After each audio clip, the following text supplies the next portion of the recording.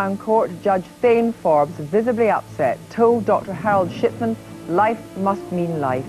He continued, Di video kali ini kita akan bercerita salah satu pembunuhan berantai paling mematikan dalam sejarah dunia. Dia adalah seorang dokter. Ya, kalian gak salah dengar. Pembunuh ini bukan penembak jitu, ahli samurai, ahli bela diri, atau selainnya, melainkan seorang dokter yang seharusnya bekerja untuk menyembuhkan pasien, namun malah mengakhiri penderitaan pasiennya. Seperti apa cerita dan faktanya? Mari kita naik kapal.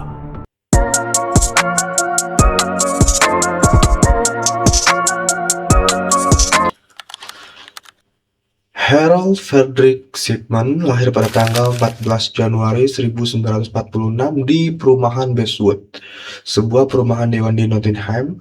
Anak kedua dari 3 bersaudara, ayahnya juga bernama Harold Frederick Shipman, adalah seorang pengemudi truk. Ibunya adalah Vera, ibu rumah tangga biasa. Orang tuanya yang berasal dari kelas pekerja adalah penganut metodis yang taat. Nah, dia tumbuh jadi remaja pada umumnya, biasa-biasa aja. Namun pada saat usia 17 tahun, ibunya dia diagnosis penyakit paru-paru yang tidak dapat disembuhkan. Harold sangat terpukul melihat ibunya terbaring lemas kesakitan, lalu saat dokter datang, dokter tersebut menyuntikkan morfin ke tubuh ibunya untuk mengurangi rasa sakit. Namun di sini Harold terpukau saat mengamati. Mungkin Harold jadi terobsesi untuk menjadi seorang dokter, atau terbesit di otaknya untuk melakukan hal yang lebih gelap. Karena Harold membunuh ratusan orang dengan obat yang sama. Ibu Harold akhirnya meninggal. Pada akhirnya, Harold memutuskan untuk mengambil studi kedokteran. Harold Shipman menempuh pendidikan kedokterannya di Leeds School of Medicine. Tak lama kemudian, Harold berpacaran dengan wanita bernama Primrose. Namun, Primrose hamil tak lama dia berpacaran. Kejadian itu pun tak melunturkan tekad Harold untuk menyelesaikan sekolahnya agar semua situasi sulit dapat teratasi. Ya, singkat cerita, Harold memiliki keluarga yang harmonis, tampak-tampak harmonis, seakan-akan tidak akan ada kejadian yang menimpa atau menyusahkan kehidupan mereka. Harold mulai bekerja di Pontefract General Infirmary di Pontefract, West Riding of Yorkshire, dan pada tahun 1974 mengambil posisi pertamanya sebagai dokter umum di Abraham Armoured Medical Center di Tottenham. Tahun berikutnya, Harold tertangkap memalsukan resep betadine untuk penggunaan pribadinya. Ia didenda 600 pound sterling atau setara dengan 8.116 pound sterling pada tahun 2020 ini. Kalau dirupiahkan, ya sekitar 130 juta lah. Harold terus bekerja sebagai dokter umum di Hyde sepanjang tahun 1980-an dan mendirikan praktik sendiri di 21 Market Street pada tahun 1993. Menjadi anggota masyarakat yang dihormati pada tahun itu. Ia diwawancarai dalam sebuah edisi dokumenter urusan terkini Granada Television World in Action tentang bagaimana penderita gangguan jiwa harus diperlakukan di masyarakat. Nah, saking dihormatinya Harold ini, dia sampai diwawancarai media bagaimana untuk mengatasi gangguan jiwa dan perlakuan masyarakat kepada orang yang dalam gangguan jiwa. Saking expertnya nih dia nih. Pada 1998, Linda Reynolds, seorang dokter umum di Brook Surgery di Hyde, menyampaikan kekhawatirannya kepada John Pollard, koroner untuk distrik Manchester Selatan, tentang tingginya angka kematian di antara pasien Harold. Nah, si Linda ini udah mulai curiga karena pasien Harold ini sering lewat gitu. Pas dirawat, tiba-tiba udah selesai hidupnya. Secara khusus, ia khawatir tentang banyaknya formulir kremasi untuk wanita lanjut usia yang diminta si Harold ini untuk ditandatangani. Namun, kepolisian Greater Manchester tidak dapat menemukan bukti yang cukup untuk mengajukan tuntutan kepada Harold dan menutup penyidikan pada 17 April. Penyidikan Harold kemudian menyalahkan GMP karena menugaskan tugas yang tidak berpengalaman untuk kasus tersebut. Setelah penyelidikan ditutup, Harold membunuh 3 orang lagi. Beberapa bulan kemudian, pada bulan Agustus, supir taksi John Shaw memberitahu polisi bahwa ia mencurigai Harold membunuh 21 pasien. Shaw menjadi curiga karena banyak pelanggan lanjut usia yang dibawa ke rumah sakit, meskipun tampak sehat-sehat aja, lah terus meninggal di bawah perhatian Harold. Pas sehat, datang, ya sakit-sakit dikit lah, batuk, pilek, flu, biasa. Tapi meninggal pas dirawat Harold nih. Di sini udah janggal nih kasusnya nih. Korban terakhir Harold adalah Clayton Gurnley, mantan wali kota Hyde yang ditemukan meninggal di rumahnya pada 24 Juni 1998. Dia adalah orang terakhir yang melihatnya hidup. Dia kemudian menandatangani sertifikat kematiannya, mencatat penyebabnya kematian itu sebagai usia tua. Putri Gurnley, pengacara Angel Woodruff, menjadi khawatir ketika rekan pengacara Brian Rogers memberitahunya bahwa surat wasiat telah dibuat tampaknya oleh ibunya dengan keraguan tentang keaslian surat wasiat tersebut, mengecualikan Woodruff dan anak-anaknya, tetapi meninggalkan 386.000 pound sterling kepada Harold. Atas desakan Burgess, Woodruff pergi ke polisi yang memulai penyidikan. Jenazah Grundy akhirnya digali dan ditemukan mengandung jejak diamorfin yang sering digunakan untuk mengendalikan rasa sakit pada pasien kanker stadium akhir. Harold mengklaim bahwa Grundy adalah seorang pecandu dan menunjukkan kepada mereka komentar yang ia telah tulis tentang hal itu dalam jurnal medis terkomputerisasinya. Namun, pemeriksaan polisi terhadap komputernya menunjukkan bahwa catatan-catatan tersebut ditulis setelah kematiannya. Psikopat, manipulatif juga.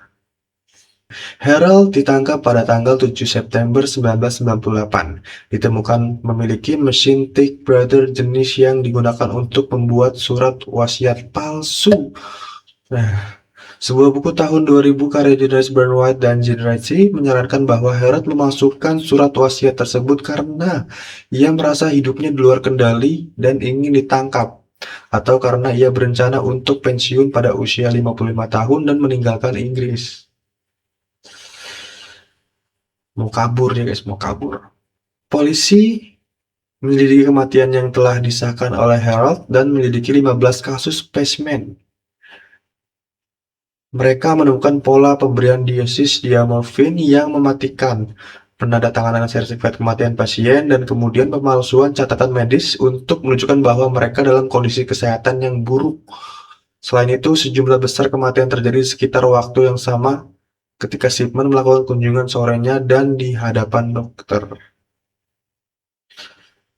Kalian bayangin ya, kalian diperiksa, niatnya sembuh, tapi meninggoy.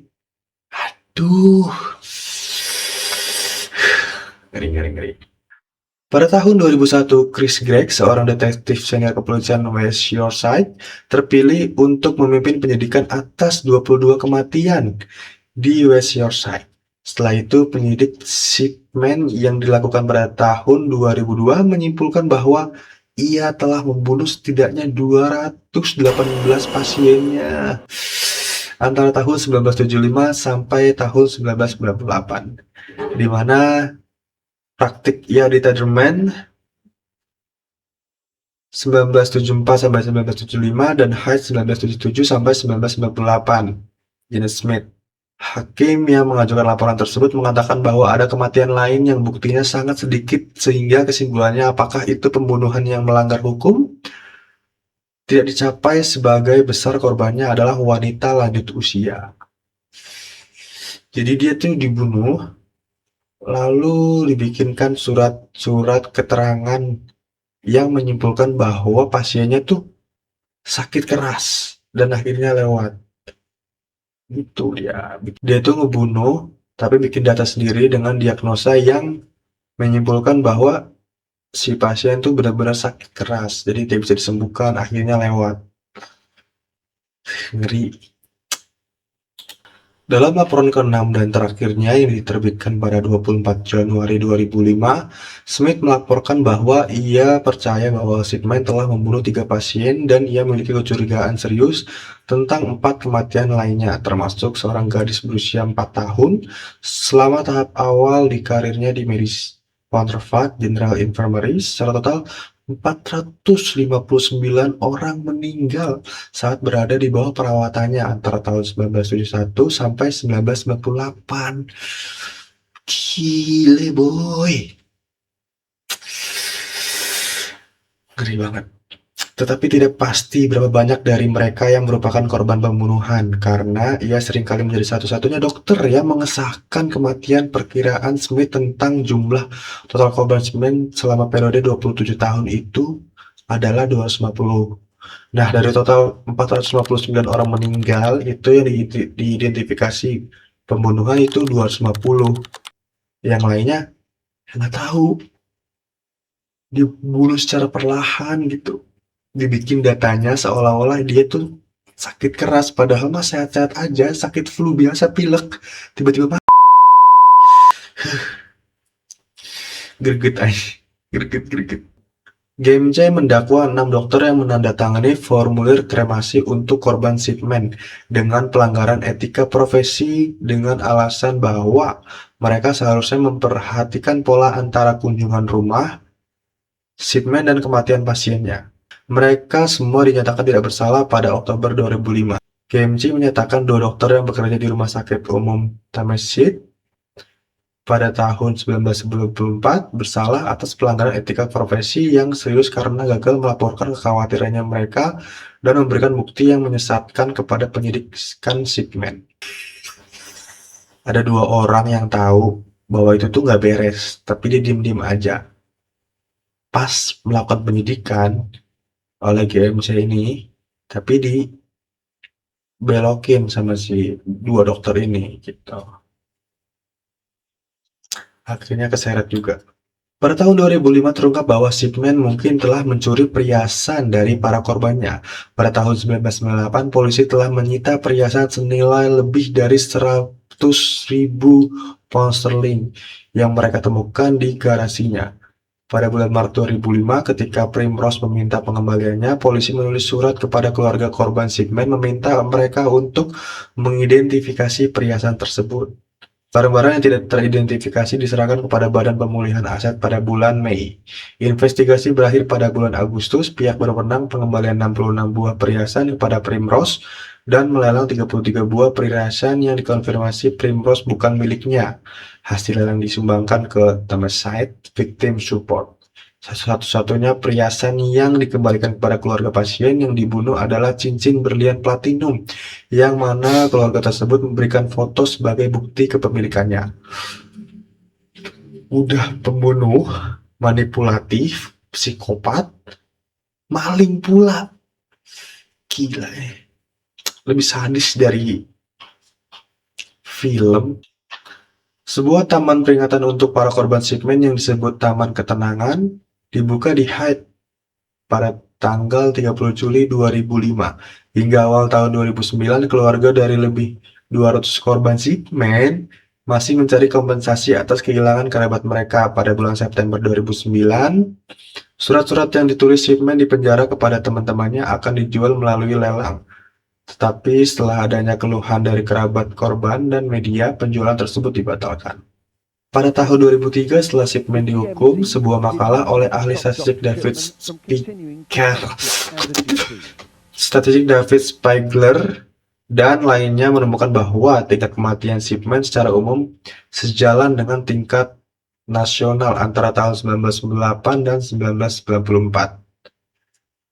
Mulai meningkatkan pada tahun 1995. Mereka menyarankan bahwa pemantauan statistik dapat menyebabkan alarm dibunyikan pada tahun 1996. Nah, pada saat ditahan, tak lama kemudian Shipman menggantung dirinya di sel penjara HM Wakefield pada tanggal 13 Januari 2004, sehari sebelum ulang tahunnya ke-58. Pusat Medis Hukum di Sheffield melakukan pemeriksaan post-mortem dan penyelidikan dibuka. Lalu, Beberapa korban mengatakan mereka merasa ditipu karena bunuh diri Shipman berarti mereka tidak akan pernah mendapatkan kepuasan pengakuan dari seorang Shipman atau jawaban mengapa dia melakukan kejahatan itu. Menteri Dalam Negeri David Blanket mengakui bahwa perayaan itu menggoda. Anda bangun dan Anda menerima telepon yang memberitahu Anda bahwa Shipman telah bunuh diri dan berpikir, apakah terlalu pagi untuk membuka botol? Kemudian Anda menemukan bahwa semua orang sangat sedih karena dia telah melakukannya. Jadi para keluarga korban ini belum puas dengar pengakuan Shipman dan alasannya kenapa dia membunuh. Kematian Shipman memecah belah surat kabar nasional dengan Daily Mirror menyebutnya sebagai pengecut yang dingin dan mengutuk dinas penjara karena membiarkan bunuh dirinya terjadi. Para korban nggak terima si Shipman bunuh diri. Motif Shipman bunuh diri tidak pernah terbukti meskipun ia dilaporkan mengatakan kepada petugas pengawasnya bahwa ia mempertimbangkan bunuh diri untuk menjamin keamanan finansial istrinya setelah ia dicabut pensiun layanan kesehatan nasional. Primrose Shipman menerima pensiun penuh yang tidak akan berhak ia terima Shipman hidup melewati usia 60 tahun. Selain itu, ada bukti bahwa Primrose yang secara konsisten memprotes ketidakbersalahan Shipman meskipun bukti yang ada sangat kuat, mulai mencurigai kesalahannya. Shipman menolak untuk mengikuti kursus yang mendorong pengakuan dan atas kejahatannya. Penelitian tahun 2005 menemukan bahwa bunuh diri Shipman tidak dapat diprediksi atau dicegah. Namun prosedur tetaplah prosedur, harus diperiksa kembali. Setelah jenazah Shipman diserahkan kepada keluarganya, jenazah tersebut tetap berada di Sheffield selama lebih dari 1 tahun.